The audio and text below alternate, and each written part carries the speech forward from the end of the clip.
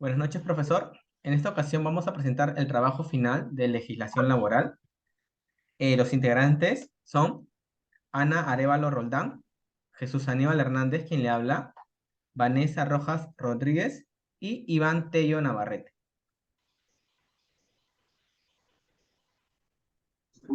Buenas noches, compañeros. A mí me tocó Marco Rodríguez. El artículo 4 de la Ley de Productividad y Competitividad Laboral señala en toda expresión personal de servicios remunerados y subordinados, se presume la existencia de un contrato de trabajo a plazo indeterminado. La particularidad del contrato de trabajo es que es un contrato normado, esto es cuyo contenido viene procedido en gran parte por fuentes del derecho externas, leyes, convenios colectivos, costumbres, etcétera. ¿Ya?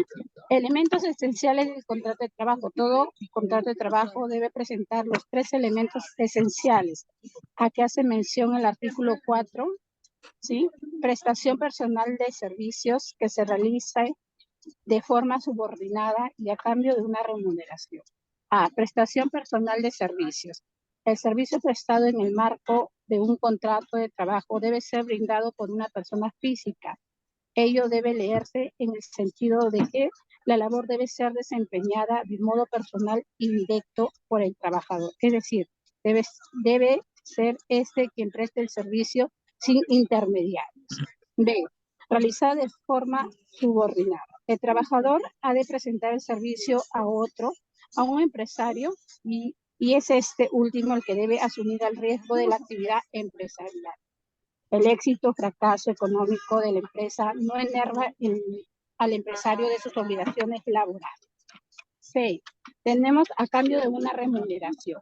La actividad laboral, además de otros fines espirituales y culturales que también pueden revestir, debe perseguir claramente un fin económico o productivo.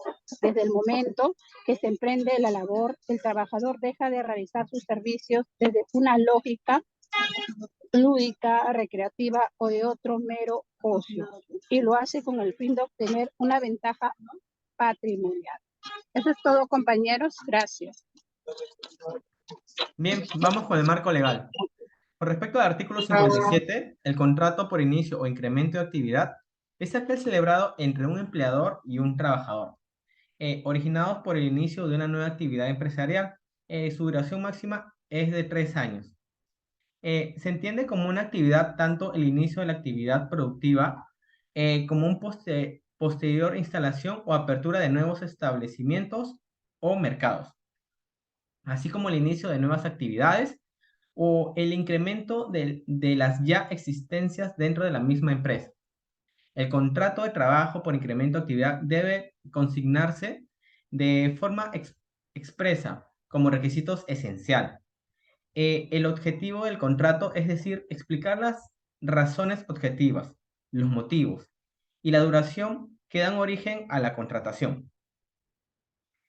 Por último, en cuanto a los contratos de naturaleza temporal o inicio de incremento de actividad, se naturalizan como aquella negociación jurídica celebrada entre un empleador y un trabajador, con el objetivo de contratar trabajadores por un plazo máximo de 3 años para atender nuevas actividades de la empresa, que se cataloga como el inicio de una actividad, empero cuando la empresa incrementa sus actividades, ya que existen, como su mismo nombre lo indica, el contrato es por incremento de actividad.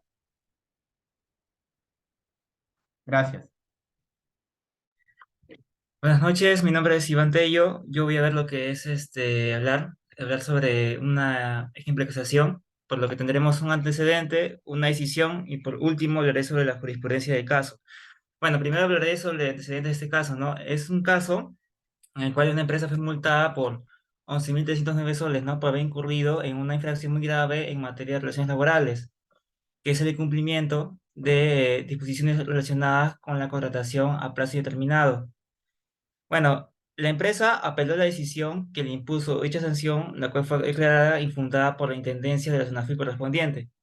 Entonces, ¿qué pasa? Ante ello, interpuso un recurso de revisión alegando que la interpretación errónea del artículo 57 del TUO, del Registro Legislativo número 628, que regula el contrato modal de trabajo por incremento de la actividad. Según la empresa, solo fue analizada la duración máxima de los contratos modales suscritos con los trabajadores, desde el inicio de la cosa objetiva y no desde el contenido mismo del contrato, como su criterio debe ser. Entonces, en este contexto, la sala colegía que a la fecha de las posteriores renovaciones de las trabajadores afectadas, la empresa ya contaba con datos correctos y reales respecto al 2017 y 2018. Por último, se advierte que en la causa objetiva de los contratos modales de los trabajadores afectados se consigna: la financiera viene experimentando un crecimiento de sus actividades de manera coyuntural, circunstancial y no permanente en las áreas vinculadas con la colocación, evaluación y aprobación de préstamos personales y tarjetas de crédito. Así, al precisar que se experimenta un crecimiento de las actividades de manera no permanente, la empresa no es concordante con la posteriormente argumentado como causa objetiva de talla. Esto es el antecedente, ¿no? Entonces, ¿qué se decide?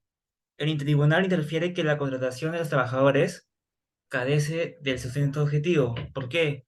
Porque la situación denota que en realidad el empleador utiliza la citada modalidad como una fórmula vacía, con el único propósito de simular labores, ¿no?, dentro de la ley permanente como si fueran temporales, lo cual es erróneo. Entonces se determina asimismo que la empresa incumplió, ¿no?, con las formalidades que requieren para el uso de ese tipo de contrato, que es un contrato por modalidad, por aumento de actividad. Pues en estos tipos de contratos se debe consignar en forma expresa las causas objetivas, ¿no?, terminantes de la contratación, así como las demás condiciones de la relación laboral, cosa que la empresa no hizo. Entonces, ¿qué se decide, no? La jurisprudencia, disculpen.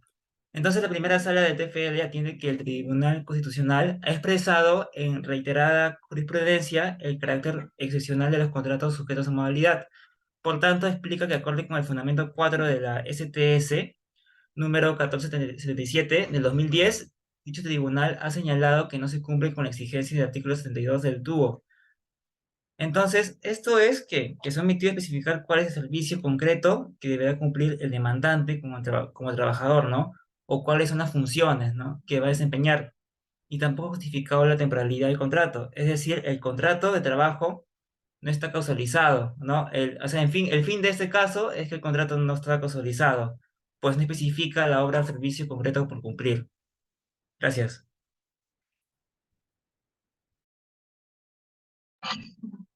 Bueno,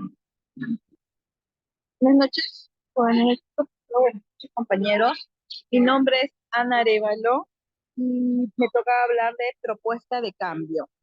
Como podemos observar en el ejemplo de contrato de trabajo de la empresa Grupo de Salud de Perú, Servicios Comerciales GSP, la empresa adjunta pruebas del incremento de demanda ante una fiscalización de SUNAFIL.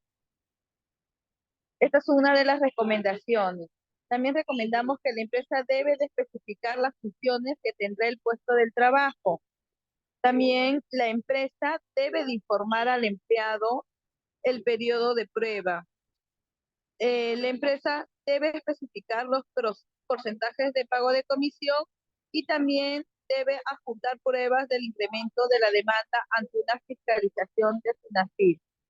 Eso sería todo. Muchas gracias.